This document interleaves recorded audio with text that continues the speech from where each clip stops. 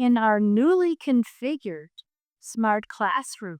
You were in this classroom before lunch. It was a very different experience. Now we have a lot of space, and this will be a nice way to keep it for the next day, 2 days. So once again, I still Suzanne Gilbert, and I get to co-chair this session along with my dear friend, longtime colleague, Dr. Parikshit Gogate. And we are really here to simulate a conversation that will include you. It will include you as well. Because when we say hot types in research practice, we're thinking about the real life deal of what we face in our effort to learn and skills and conduct research as part of the rest of our busy lives. So we are going to be talking about a lot of wide-ranging topics. I don't want to cover them all here. We'll find out what they are. Let's see.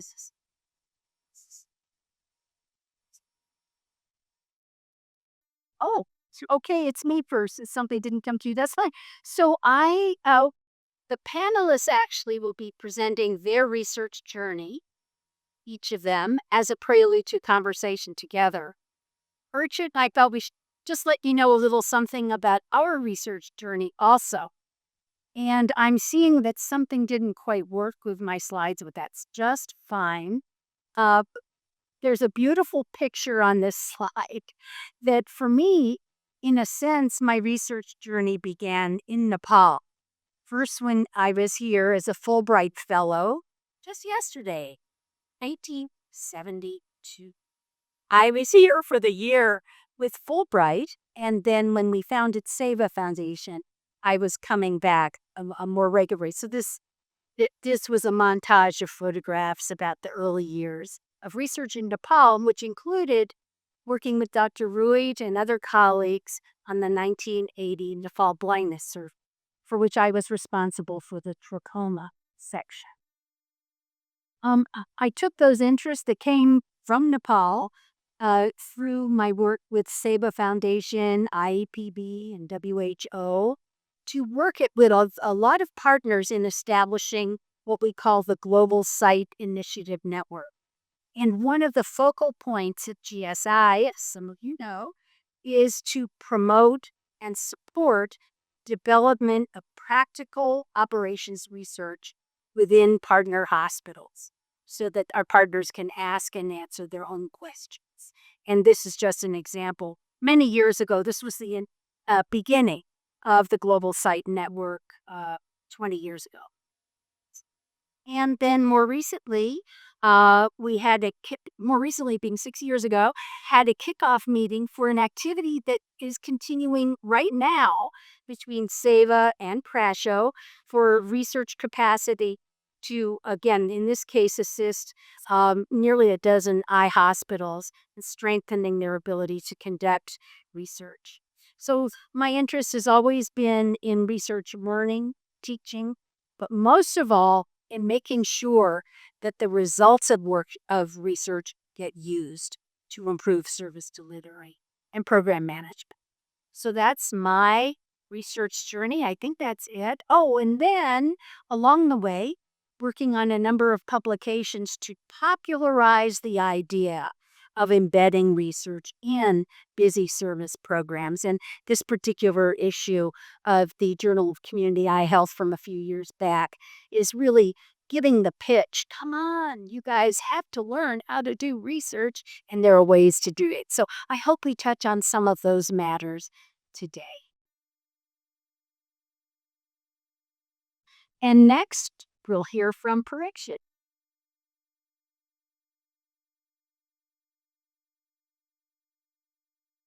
Thank you, Suzanne.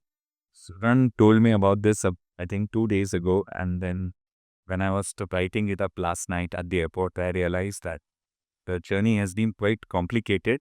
But then I've been very, very lucky in so many respects. When I joined Government Medical College, later than Suzanne, that time, all my fellow residents were doing something very, very clinical. Some was doing bifluorouracil traps or, small incision DCR, small incision cataract surgery.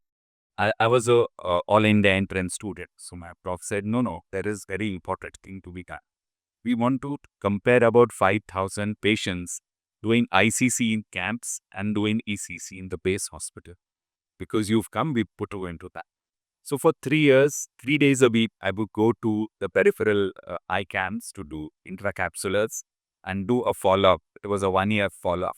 And in whatever time remained to the ECC, ECI also.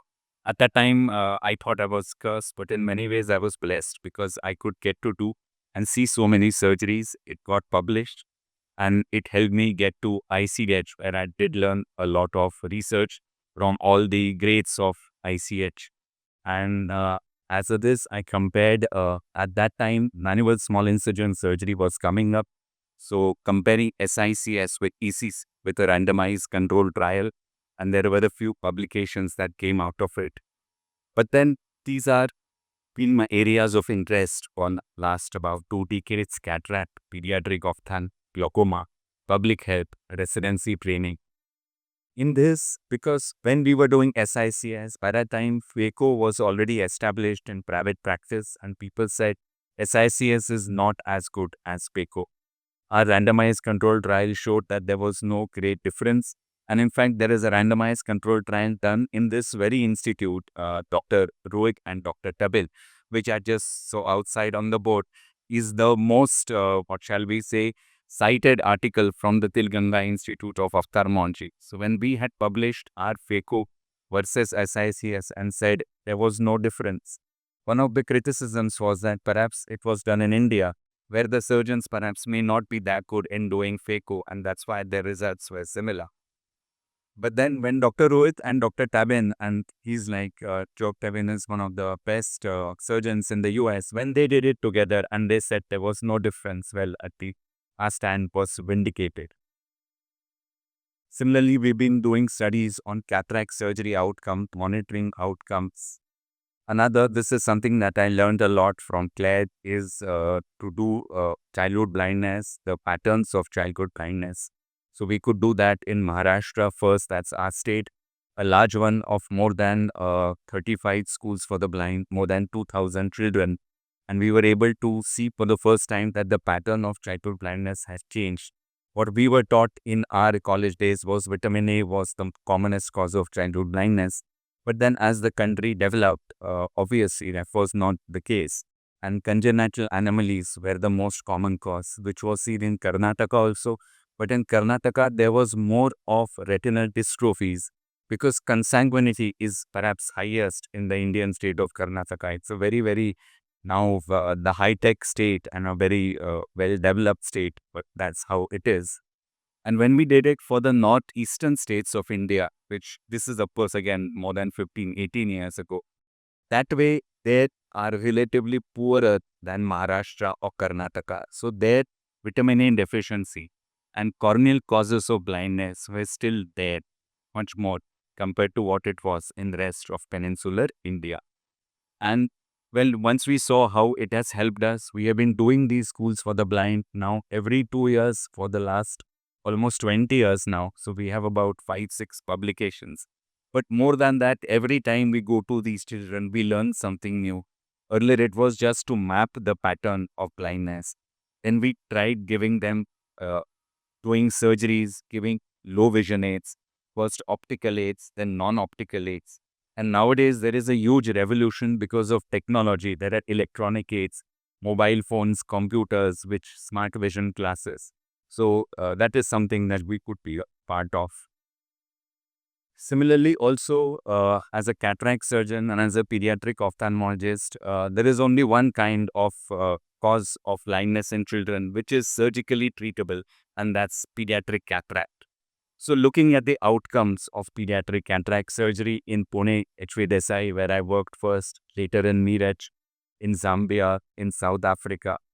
And as phaco surgeons or as cataract surgeons, we are very proud that, 90-95% of our patients get better than 6/9 or definitely 6/12. But even in the best of hands and in the best of institutes, whether it is the British Congenital Cataract Study or Ed Wilson's series, hardly 50 to 60% of children get vision better than 680. And it's not just vision for distance, it has to be vision for near, it has to be stereopsis, because all of that is also important for these children. And then thanks to NNJS, I could be a part of a lot of population-based studies and the Nepal RAP that was done over here. Another thing that has been very close to my heart is doing residency training studies, because residency training in India is very, very uneven. There are islands of excellence which would compare with perhaps the best in the world. And then there are places where people become MD or MS, as they say, Master of Surgery, without having done a single cataract surgery, without having seen any surgery other than a cataract surgery. So the All India, the AIOS, the All India Ophthalmology Society, has been trying to change that. So through the AIOS, we've been doing a lot of this work for the last 10 years. And a lot has been done in the past 10 years. So we are now trying to do it again, looking at the students' perspectives, looking at the teachers' perspectives. Because where I did my residency in the last century, that time, well, you could pretty well do anything with the patient, which is not the case now. And there are laws, medical legals, patients, even free patients, rural patients from the poorest background insist on having good vision, insist on having immediate good vision. So even trainers are scared of teaching or giving too much surgeries to their trainees, because they have to look out for this too. So because this is the case, the next scenario is now to train with simulation, with wet labs, with video assisted training. Or when we learned start to finish, starting from putting on the speculum to last putting in the intraocular lens. But the problem is, when you do that, if something gets wrong in the first couple of steps, then the entire surgery goes haywire. So nowadays, in many places, which started in Brazil, they do finish to start. So if the cataract surgery is broken into 14 steps, the first thing that a resident is taught is to how to put in a foldable lens, because this vendor does the entire surgery and leaves the last step for the resident.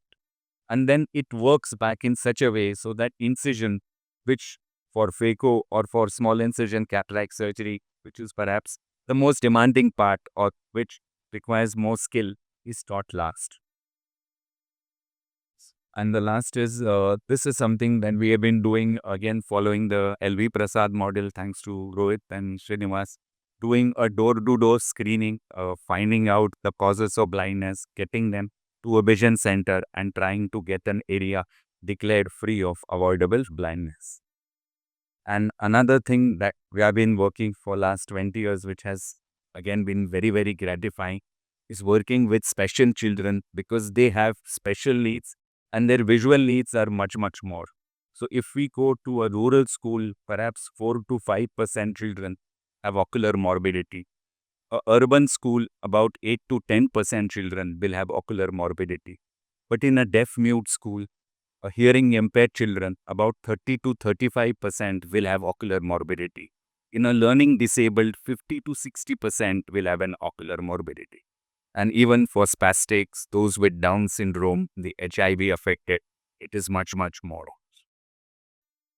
So that way I was lucky to attend and present at every ISGEO conference for last 20 years. But all of this has been possible only because of my teachers in Miraj, the ICH mentors, places where I worked, people with whom I worked with in HV Gasai LVP. Professor Nathan Priya, who has been, in fact, one of our best publications has been thanks to her in Lancet, and Orbis, and of course, patients and participants and my family. So whenever somebody says, no, your Parikshit has done so much, my wife always says, no, he has done so much because he doesn't do anything at home. So he has to remember that. So it has been a great journey, and thank you, Susan, for making me think of it and write of it. Thank you.